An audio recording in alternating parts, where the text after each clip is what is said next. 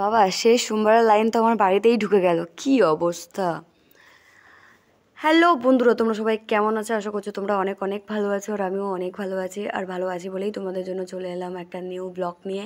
আজকের হচ্ছে শ্রাবণ মাসের শেষ সোমবার, আর আজকের দিনেই হচ্ছে যারা যারা জল ঢালার কথা তারাও প্রচুর লোক জল ঢালবে। আর আজকে আমাদের মাঠের মধ্যে প্রচুর লোক জমে গেছে, সেই ভোর থেকে লোক লাইন দিয়ে আছে, লাইন দিয়ে সব যে যার মতো জল ঢেলে ঢেলে চলে যাচ্ছে। আর আজকে তোমাদেরকে দেখাবো কত লাইন গেছে আর কোথায় চলে গেছে লাইন। এখানে দেখতেই পাচ্ছ কত লাইন ঠেলে ঠেলে ঠেলে ঠেলে মন্দিরের সাইডে চলেই এসছে, আর একটু হলে জল ঢেলে নেবে। সবার অনেকের ধৈর্য হচ্ছিল না, ধৈর্য শেষ হয়ে গেছে, সীমা পার হয়ে গেছে।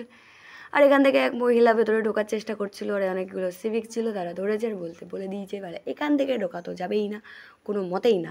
লোক কষ্ট করে কোথা থেকে লাইন দিয়ে আসছে, তাদেরকে ছেড়ে দিয়ে ওরা পায়ে সাইড থেকে ঢুকে যাবে। এরকম করলে না বলে বাবা তোমাদের অভিশাপ দেবে, আশীর্বাদ দেবে না, খুশি হবে না, অখুশিই হয়ে যাবে। একটু কষ্ট করে দেরি করে জল ঢালে কী আছে? সোমবার ঢালতে পারবে না, কুবারে ঢেলে নাও। সোম থেকে রবি সব দিনই তো জল ঢালা হয়, যখনই খুশি জল ঢালতে পারো। সোমবার দিনটা ভালো, আমরা যেটা জানি সোমবার হচ্ছে ভোলে বাবার জন্মদিনের দিন বলে, জন্মদিন বলে, বা সোমবার শিব পার্বতীর দিন বলে, শুভ দিন। শুক্রবারেও আমাদের যেখানে জল ঢালা হয় প্রচুর ভিড় হয়, কিন্তু বেশিরভাগটা হয় সোমবার। আর এখানেই দেখছো কত লাইন পড়ে গেছে, লাইনটা চলে গেছে আমাদের বাড়ির দিকে। আর মাঠের মধ্যে অনেক গাদাগাদি করে দাঁড়িয়ে আছে, আর এই সাইডগুলো তো কাদা হয়ে যাচ্ছে, সেজন্য ওই সাইডে ভালো করে গোল গোল গোল গোল গোল গোল করে এদিক ওইদিক করে রেল লাইনের মতো দাঁড়িয়ে আছে লাইন দিয়ে, কিন্তু তাও মাঠের মধ্যে কভার করতে পারেননি। ওখান থেকে লাইন চলে গেছে আমাদের বাড়ির দিকে। আর আজকের আমি তোমাদেরকে দেখাবো শেষ লাইনটা কোথায় গিয়ে দাঁড়িয়েছে। আমি তো দেখতে দেখতে অবাক হয়ে যাচ্ছি। আমি আর আমার দাদা দুজনে দোকানদারি করছিলাম, কিন্তু আমি বাড়িতে যাচ্ছি, কারণ বাড়িতে কিছু কাজ আছে সেগুলো করার জন্য। আর আজকে দেখাবো যে এই লাইনটা শেষ পর্যন্ত কোথায় গিয়ে দাঁড়িয়েছে। অনেক দূরই চলে গেছে। সেই সোমবার শ্রাবণ মাসে আবার একটা বছর অপেক্ষা করতে হবে এই সোমবারটা আসার জন্য, সেই জন্য এত এত লোক চলে এসছে আর এত ভিড় হয়ে গেছে।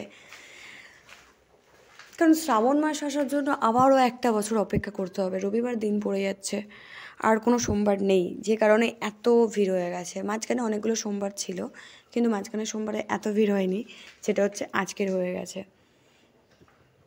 এই সাইডগুলো আগের দিন আমি ভিডিওতে দেখিয়েছিলাম, এগুলো আমি হেঁটে হেঁটে গেছি, পুরো ফাঁকা, লোকজন কিছুই ছিল না, টুকটাক টোটো ফোটো এরকম কিছু দাঁড়িয়ে গেছে।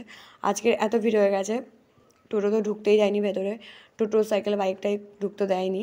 দুই একটা আগে যারা ঢুকে গেছিলো তাদেরকে ওই যে বাইক নিয়ে বেরিয়ে যাচ্ছিলো, ভিডিওতে দেখালাম, ওরা সব যে যার মতো বেরিয়ে গেছে।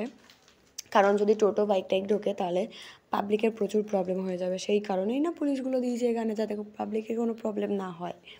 আর এখানে না অনেকগুলো পুলিশ এসেছে, সিভিক হচ্ছে 15 জনের মতো সিভিক ছিল, কনস্টেবল ছিল 6-7 জন, তারপরে আরও ওনাদের অফিসারও এসছেন, তারপরে আজকের এমপিও এসেছিলেন। দুঃখের বিষয় এমপির ভিডিওটা আমি আপনাদেরকে দেখাতে পারলাম না, কারণ তখন আমি রেডি ছিলাম না ফোন নিয়ে। তো যাই হোক, এমপি এসেছিলেন, এমপি এসে জল ঢেলে চলে গেছে। আর এমপি কে সেটা তোমরা জানো, না জানলে আমি নামটা বলে দিচ্ছি, বাপি হালদার, যিনি হচ্ছেন আমাদের বর্তমান এমপি। বাড়িটা হচ্ছে আমাদের পাশের পাড়াতেই, খুব কাছাকাছি, আমাদের পাড়ার এমপিই বলা যায়। কারণ এমপিদের ওখানের লক্ষ্মী ঠাকুরও ওঠে খুব বড় করে, জাগ্রত করে, ফাংশনও চলে, ওটা নিজেই বাপি হালদার নিজেই চালায়। যাই হোক, ওসব কথা বাদ দিয়ে সোজা কথা বলি, আজকের লাইনটা দেখুন, সবাই কত সেজেগুজে এসছে, মাথায় ফুল দিয়ে শাড়ি পরে, ও হো সেই লাগছে। আমরাও জল ঢালবো, কিন্তু আমরা এখনও পর্যন্ত জল ঢালতে পারছি না, তার কারণ হচ্ছে সোম শুক্র তো আমরা জল ঢালতে কখনোই পারবো না, তার কারণ আমাদের দোকান আছে, আর দোকানে বসতে হবে। যদি আমরা জল ঢালতে চাই তাহলে আমাদের দোকানদারি হবে না, সেই কারণে আমাদের ঠিক করা হলো আমরা বৃহস্পতিবার মানে 15ই আগস্টের দিন আমরা জল ঢালবো।